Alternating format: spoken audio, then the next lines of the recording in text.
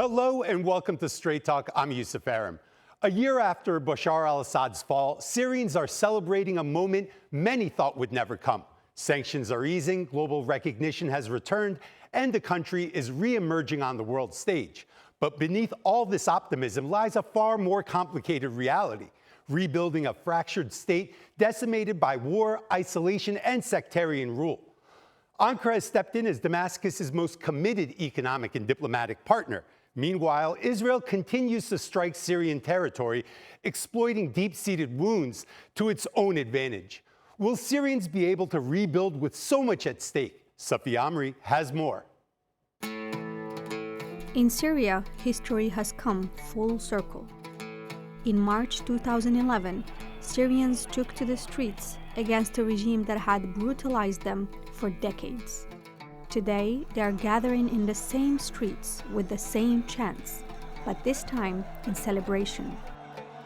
On December 8, 2024, 5 decades of Ba'athist rule came to an end. Bashar al-Assad fled to Russia after a lightning offensive launched from Idlib and led by opposition figure Ahmad al-Shara swept into Damascus. By January 14th this year, al-Shara was declared president of the Syrian Republic. International recognition soon followed, including a historic address at the UN General Assembly and the first official visit by a Syrian leader to the White House. Tough guy. I liked him. I get along with him. The new president of Syria. And we'll do everything we can to make Syria successful because that's part of the Middle East. We have peace now in the Middle East, first time that anyone can remember that ever happening. But the jubilation masked a harsher reality. Decades of sanctions, some older than the war itself, had hollowed out Syria's economy. Even with new diplomatic ties forming, ordinary Syrians continued to struggle. By mid-2025, regional powers helped push Washington and Brussels to lift key restrictions. Turkey moved swiftly to cement a strategic partnership with the new Syrian government. This support was formalized in an agreement signed in February. The centerpiece was energy. Turkish pipelines began channeling Azerbaijani natural gas into Syria's crippled grid, while Turkish engineers launched a massive effort to rebuild power stations and transmission lines. Beyond energy, infrastructure, and aid, Turkey pressed the global community to reintegrate the new Syrian government. In the new process, we will continue to provide every kind of support possible for our neighbor Syria to recover and preserve its territorial integrity and unitary structure, and to achieve peace with all its ethnic and sectarian minorities. But 50 years of sectarian rule did not disappear overnight. In March, clashes erupted in the coastal Alawite heartland as sectarian violence and reprisals flared. Calm returned briefly before new violence broke out in Sueda in June. Israel seized the moment, claiming to defend the Druze minority and launching strikes deep into Damascus, threatening the fragile transition. Still, hope persists. Nearly 2.9 million Syrians have returned home, 1.9 million are internally displaced, and more than 1 million from abroad. Families are rebuilding lives once thought impossible to recover. But the road ahead is steep. Tens of thousands are still missing. Neighborhoods lie in ruins, and a long overdue reckoning with war crimes has yet to begin. Whether it can finally heal, that remains the test of the years to come. Safi Amri, Straight Talk. For more, joining me now from Damascus is Navvar Saban. He's a researcher at the Arab Center for Contemporary Syrian Studies. From Istanbul, Helin Sarı Ertem, an associate professor at Istanbul Medeniyet University. And from London, Chris Doyle, director at the Council for Arab-British Understanding. My panel, thank you for joining me. a very special time for Syrians, the one-year anniversary of the fall of Bashar al-Assad, a day many Syrians thought would never come, but it's come, it's passed, it's been a year. Navvar, I want to begin with you. You're in Damascus right now. You were there at the celebrations.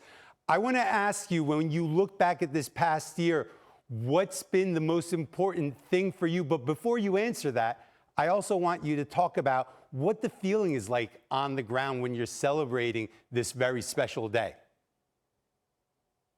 First of all, thank you for having me. It is a very special day. It is a mix of feelings to be in the ground. When the liberation happened, I actually did an interview with you in the same show, but I was in Istanbul. So today I'm blessed to be during the after like with the 1 year celebration in Damascus. I was in the street. I've been in different city in the last couple of days. People are happy. Yeah, there is a lot of obstacles. It was a tough year, but at the end of all in all, it was, the feeling was massively happy. Everyone celebrating different from the different angle. People who were forced to leave, they are back. People who were detained, they are released. People are looking for a better future. Everyone knows, even before the celebration, Syria faced a lot of obstacles in this year, but still, yesterday was a day of joy. People are happy. People are hoping for a better future for Syria. I'm actually hoping for a better future for Syria. Me personally, it was a day full of tears, full of happiness, full of smile, and I saw a lot of people similar to my situation. Mm-hmm. Well, when you talk about Syria, obviously, the very second country that gets discussed is Turkey, isn't it, Helin? And I mean, yes. I have a lot of Syrian colleagues, so I indirectly felt everything that happened over the past decade, living the highs and the lows with them. And it's good to see optimism return to Damascus. When you look at the past year, Helin, from a Turkish perspective, what has been the most important things that stand out for you? Well, for me, it was important to see that Turkey has been one of the leading actors of the region and of Syria as well, in order to somehow change the regime and then trying to construct a new one, as we have a temporary one at the moment. And Turkey is on the scene. It is trying to do its best, at least to bring stability and peace for the future of Syria and Syrian people. But at the same time, I would like to underline that in almost every speech up until today, since the first day of the new regime, Turkey has been underlining that it is now the new regime who is in lead, who is going to decide for the future of the country. So for me, it was important to see that Turkey knew how to step backwards for a while at least, and give the biggest responsibility to the new regime, at least to make them, to establish a new government, to establish a new constitution for a stabilized region and Syria. But at the same time, as you also underlined, since the last maybe 13 to 14 years, Turkey has been at the center of this problem.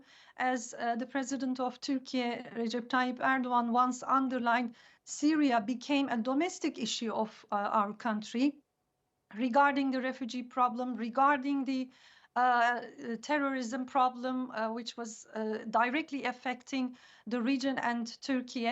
For that reason, I think Turkey did not have and will not have any luxury to give up or ignore what is going on in Syria. So it will continue to be one of the leading actors of this problem or the region.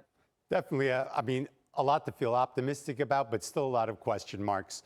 Chris, I mean, for the West, the fall of Assad, obviously a moment where many saw an optimistic future, removing an authoritarian dictator, but they've had a year now to see how Sarı's administration is moving forward. Do you think Western capitals are happy with the way everything is progressing? I think it varies. I don't know what we mean by Western capitals anymore, Yusuf, but generally, look, European states, the United States, particularly the Trump administration, seems to have quite warm relations with the new authorities in Damascus. We've seen a meeting at the White House, Donald Trump describing his counterpart as handsome, all the rest of it. So with the lifting of a lot of the sanctions, I think actually one area where the new authorities and the Syrian president in the lead has succeeded is in that external diplomacy, in reaching out to other states, regional ties, and doing all of that, all of which is necessary because sanctions do need to be lifted. But I think that the area that they now need to focus on more is to get the internal situation improved, to get the right forms of governance, to make sure that external businesses, foreign trade can come into Syria, and they're going to have to get the regulatory environment in place. But yeah, sure, there's been huge strides. I think some of those reservations about the new authorities still remain. They're not totally, they haven't evaporated. I think there are concerns about inclusion, about women's rights, fully aware about some of those episodes of violence that happened on the coast or around Sweden. There still is the issue with the Kurds, of course. So there's still a long way to go. And of course, in terms of perhaps the one major regional actor that is really a problem for the new Syrian authorities, and that is Israel, because it has attacked inside Syria. It continues to do so. It's taken more land. And I think there are serious questions and grave reservations about what the agenda is of the Netanyahu administration. So it's been, I think, probably a better and more successful year than I'd anticipated. But as others have said, many challenges ahead. Mm-hmm. Definitely many challenges ahead, but it does look like al-Shara is overachieving. Now, Navvar, Chris listed a bunch of things that the Shah administration needs to concentrate on, everything from rebuilding the internal situation, regulatory environment, inclusion of its people. I mean, that's quite a list. And when you look at this list, what's the most important issues that Shara needs to concentrate on? And how can he improve on these issues that the West is expecting to see some progress on? This is a very important question. For any country that goes from a very long conflict, one of the most important thing is when we're talking is the security situation and the different security obstacles. Syria is facing right now a combined obstacles security-wise. Some of them are internal, some of them are external, such as the Israeli interference. We have different pockets in Syria that need to be resolved. The approach is not to go to a military conflict or a security tools.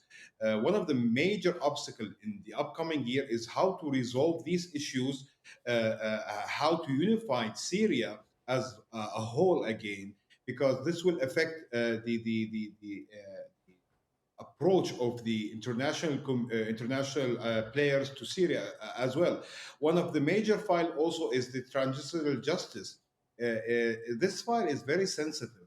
And it's a demand from the Syrian to go further with this file. There was no, we cannot say there was no evolve when it comes to this file. There was attempts to build the solid ground for this file, but in this year, the upcoming year, this should be one of the major files that need to be focused on. It's a demand from different people in Syria, different provinces in Syria, alongside the security obstacles in Syria. One of the things that need to be addressed right now also is the act of such as ISIS. Now Syria is a part of the international coalition. Syria need to also determine how its role in the international coalition. The new Syrian government need to focus on something very important, not to become a tool for any international player, to become a tool for any international approach. They need to be partner. We don't want to repeat the same previous experience, such as when it was during the falling regime. when he was basically a tool for the Russian and the Iranian. So the Syrian government right now need to go beyond the limbo that they were sticking on during the first year. They need to maneuver themselves when it comes to external relationship and internal interest. They need to build a solid ground to go further on. Helin, while I posed many of the laundry lists that Chris composed as a question to Navvar, I saved one for you, and that's Israel, because I think Turkey has a lot of issues with Israel as well, and Syria seems to be the theater where those issues are playing out. I mean, how can Syria protect itself from Israel? What can Turkey do to help Syria on that issue? And also the bilateral relationship between Turkey and Israel playing out in Syria. How do you see that progressing? Well, unfortunately, in the last year, we especially saw that Israel is trying to destabilize Syria, which is a significant issue for the region as well as for the future of the new regime.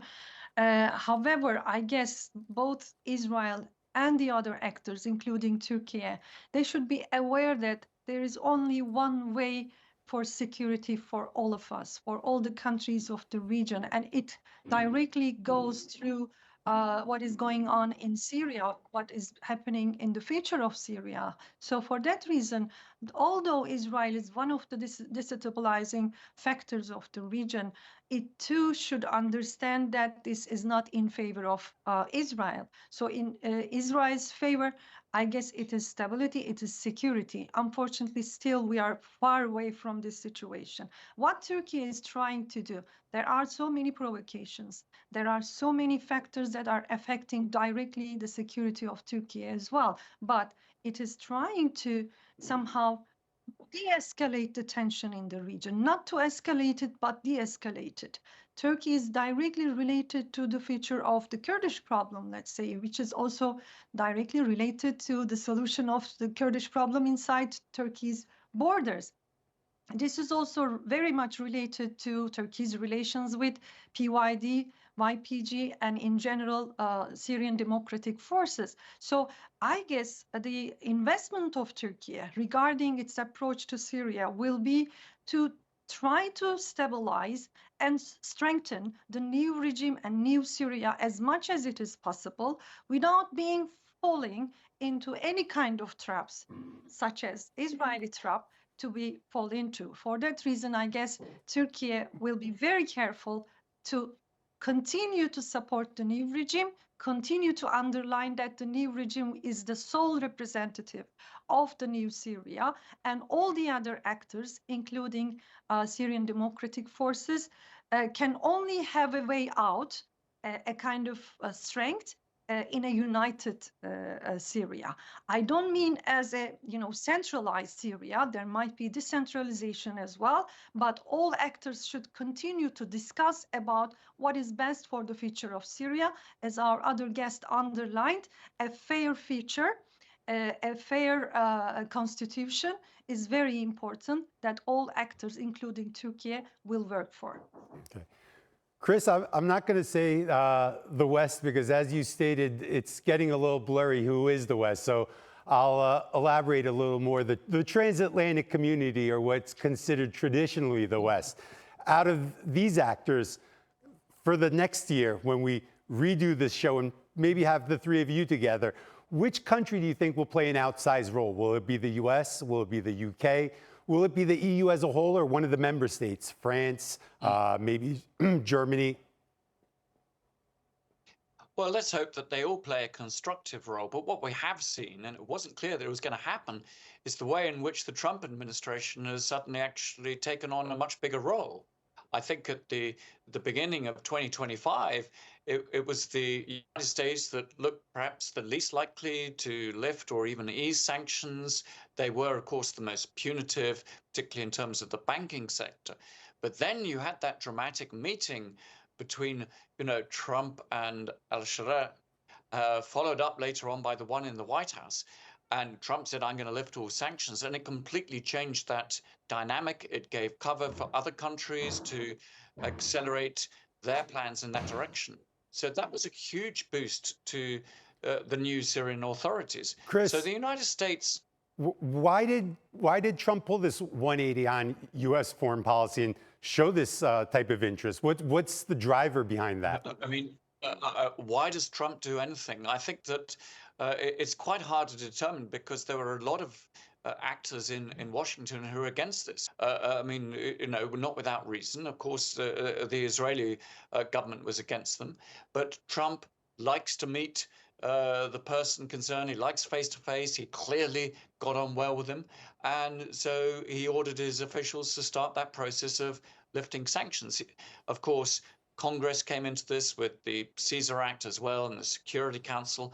But I think that Trump certainly pushed that. But the question is a much broader question. How does the Trump administration really see the future for Syria? What role will it be willing to play? We've seen this also transition from a president who, even his first term, was saying we've got to get U.S. forces out of Syria, but now there's all this talk about perhaps there's going to be an American base in Syria to the south of Damascus. So Trump can play a constructive role as well in terms of trying to keep the Israelis from interfering and to stop the aggression on Syria. I mean, the United States is the one actor that can really do that. The US can also galvanize financial markets and investment should it choose to do so. Europe has to back that, but also try to ensure that those promises of inclusion are carried out, that we use that leverage with the new authorities to make sure that all constituencies in Syria feel a part of the way forward, except for the one. And the one thing we're not talking about, and let's celebrate that, is nobody is talking right now, a year on, about the return of the Assad regime. Nobody's talking about the return of that. That's not a given. So let's celebrate at least that. He's not coming back. Syria has a different path forward. Chris, I definitely agree with you. I mean, the book on Assad definitely seems closed. That chapter in Syria's history seems to be done. But as I stated before, optimism seems to have returned to Syria, and we're seeing that with these big crowds celebrating and looking positively towards the future. I mean, as someone who's covered Syria now for over a decade, spoken to many Syrians, have Syrian colleagues, also a great area of interest for me, I wanted to share some of my thoughts as well. I think in the next year, probably the biggest challenge for Syria is going to be Israel, because it's a national security issue, it's a territorial integrity issue, it's also a sovereignty issue. But when it comes to rebuilding, when it comes to the internal issues, it seems that the Bashar administration is well equipped to be able to deal with these issues. Obviously, unity is going to be the major problem. But Syria does have a lot of partners like Turkey, partners like the Arab world. And now it seems that the West is taking a very proactive approach towards Syria as well.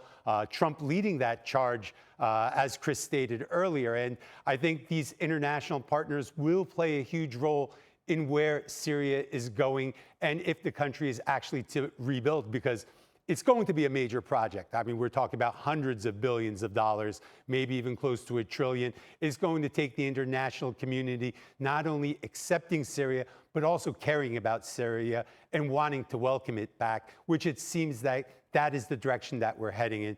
So Navvar, Helin, Chris, thanks for joining me for this one-year anniversary show regarding Syria's revolution and liberation. I hope to see all of you back next year and with more optimism going forward. And that's all for this edition of Straight Talk with me, Yusuf Ertem. If you got any comments, please share them with us on X at Straight Talk TRT. Also, don't forget to subscribe to our YouTube channel where you can find more exclusive content. Until next time, take care and goodbye.